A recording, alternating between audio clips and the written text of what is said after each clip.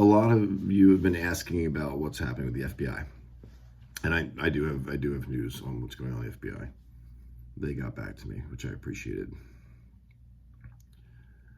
But I thought it was important to state why I decided to go into journalism on the 7th of January, 2021.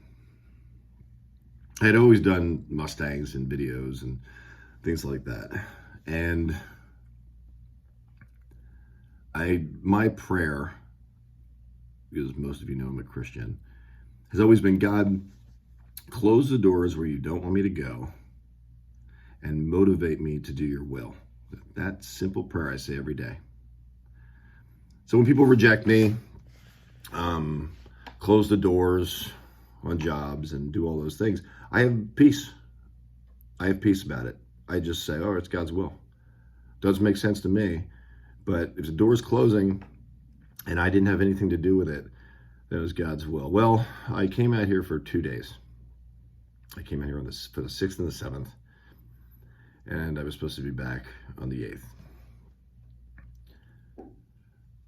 When I saw on the 7th what Fox News was reporting, and of course, CNN and mainstream media, repeating over and over the images of the people that attacked the Capitol.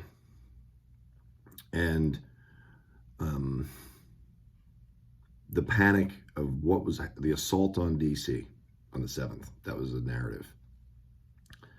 I went to the Washington Monument and I saw about 7 or 8 people walking around. Nobody was wearing anything Trump. Everybody was pretty much plainclothes, undercover. I joke about that.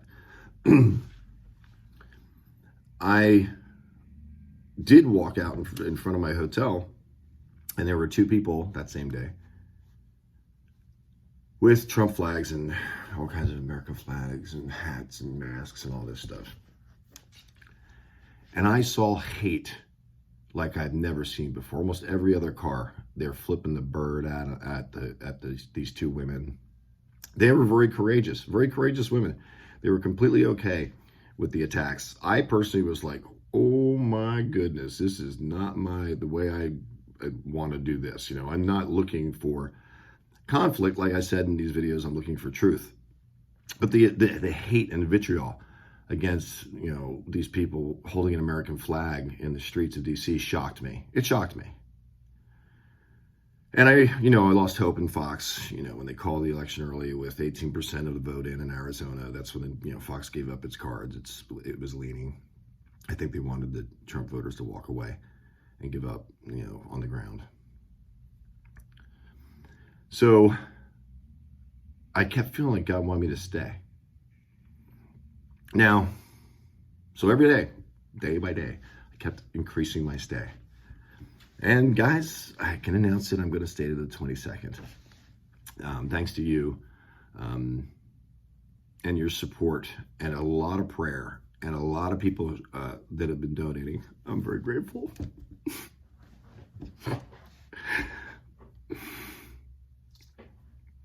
Sorry, I got emotional. I have lost a place to live. My mother told me that she could no longer deal with me. I'm divorced and I've got 3 kids. I've got my 2 girls, and I was okay with that. I've got the peace. I got the peace of Jesus. I'm just like, I'm not walking in fear. I've walked the streets at night. I've walked into crowds of people that in the dark that typically people would be terrified of. And I'm praying with people. A gentleman, African-American gentleman, black, whatever you prefer your definition of a color of skin, I met, and he needed help. And he knew about the Cash App. And I had very little money to know where I was going to live and how I was going to do it, take care of my girls.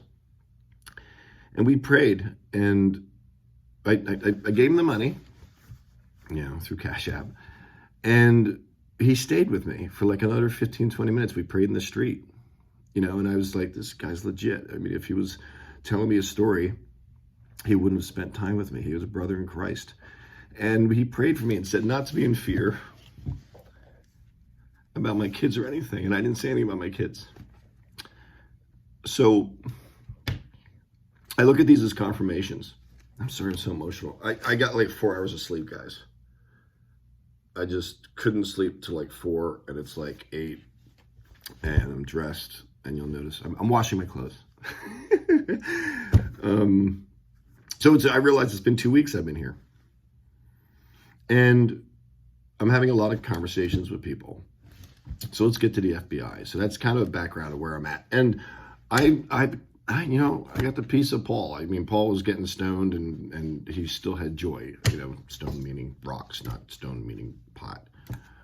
And he still had joy and trust. And I'm supposed to be here. It's the 19th of January, 2021, a day before the inauguration event. And I still believe that President Trump's going to serve a second term. Now, don't get turned off if you're watching this video. Don't freak out. A lot of people freak out. I've done 22 interviews with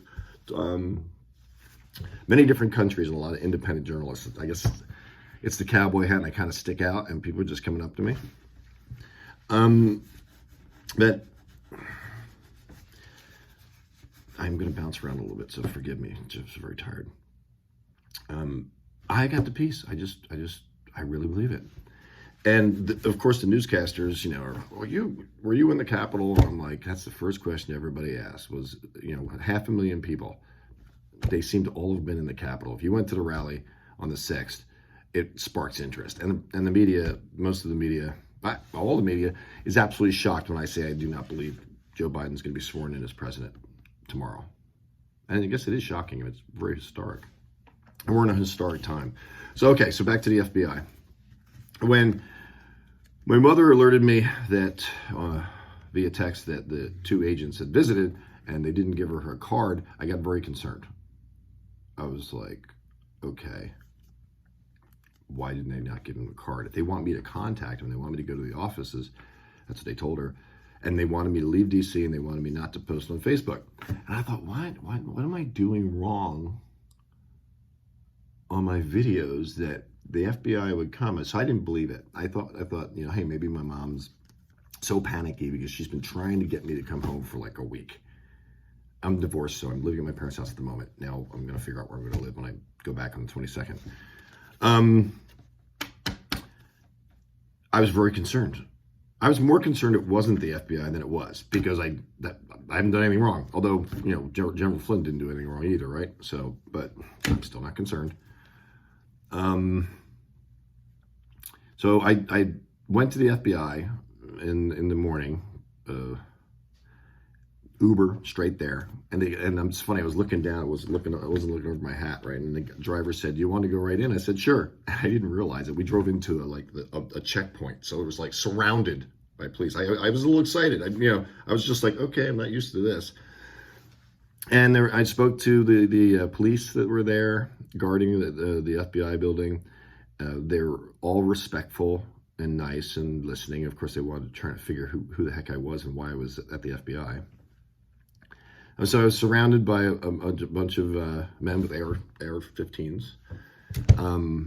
And it was at peace. I wasn't fearful. I was ready for whatever the process was, because I'm clean. I don't know of anything I've done illegal, and I've been conscious of it. And I've asked people, have I done, everybody's saying no. I'm very supportive and telling everybody to listen. And I want to be a unifier. I want to be a unifier because of race relations in this country have been just polarized. When we're both from the same 2 DNA strands, so we're all related. So it's impossible to be racist. Racism is ignorance. And when you're in a country that has free speech, then you can say anything you want. Back to the FBI. I mean, the definition of hate speech is a very slippery slope, in my opinion. Sorry, I told you I was going to jump around a little bit because I'm tired. So I waited for about 20 minutes. I wanted to shoot video, but I didn't want to be disrespectful. If I had a crew, I would have definitely been shooting it from a long lens across the street, because it was pretty wild, me standing there with all these guys with guns. But I feel safe. I feel safe. I feel safe around all the military, around all the police. Everybody has been very respectful. The agent came over, took my information, all my information, and I asked him, I said, I want to make sure that these were really FBI agents, because I know I haven't done anything wrong. I want to make sure there's nothing nefarious. And he said he would get back to me. Last night, I got a phone call on voicemail. The agent did call me back. Thank you. I'm not going to say his name, out of respect of, I told a couple of people his name and all that stuff, but I don't need to publicize it. I don't want to do that. But I do have people that do know his name. And I'm communicating through apps now that are, I know I'm being monitored. So he contacted me and said, yes, they were agents. And he didn't give me his card, nor did the agents that visited my mother gave him their cards. And he said that that's normal, even though they wanted me to contact them, they didn't give me their cards. I just think that's strange. And he said that I might get visited today by the agents, which I'm okay about. And he didn't give any more details. I didn't find out why I'm being investigated by the FBI. I was very apprehensive to even video that I met with the FBI. But I thought about full transparency. I mean, everybody should be along the process with me, right? I mean, if they're taking it down because if they take down my videos because I said I was investigated by the FBI, this is not America. I'm counting on America. I'm counting on justice. So I stand here today being investigated by the FBI, and I'm just shooting videos from the ground to show people that there is peace in the streets, that the police are being respectful. I haven't seen anybody being disrespectful to the police either. I've met a lot of Christians here. I've met Trump supporters, and everybody's plain clothes. And I've had people I've done interviews. I've done these 22 interviews with these places. I'm talking, and I'll get an audience, they're listening. And I've had people curse me out and scream liar when I'm just simply talking about my experience. It's truth. This is my experience, and they're saying that's not true. You're an effing liar, and I'm like, case in point, reactionary. So I stand here today on January 19th, giving you an update of what's going on, guys. Thank you for your generosity. You've made it possible for me to stay to the 22nd. Obviously, the continued support will help me continue to be a journalist. I've made a contact who at the moment's remaining nameless, but I'll be published in 2 newspapers, and I'm applying for my press credentials. Obviously, I'm an independent journalist now, and I'll always drive a Mustang, though. Always drive a Mustang. I like to keep it light. I want to keep it real. I am going to keep it real. Rephrase that. And we all want the truth. Whether you're liberal, conservative, Republican, or Democrat, and you're excited about it, it's because you believe that you've heard the truth. And I'm not saying I know everything, and I've been educated by a few people. I've talked to federal agents. I've talked to Army on the ground, active duty, and I've talked to guards, and they whispered to me, yeah, I was at the rally. This is America. Our military has to whisper that they were at a rally for a president of the United States. If this isn't historic in this time, it's amazing. And I do want to ask, too, if you guys can investigate. I understand Jack Dorsey of Twitter is no longer in the country. Is that true?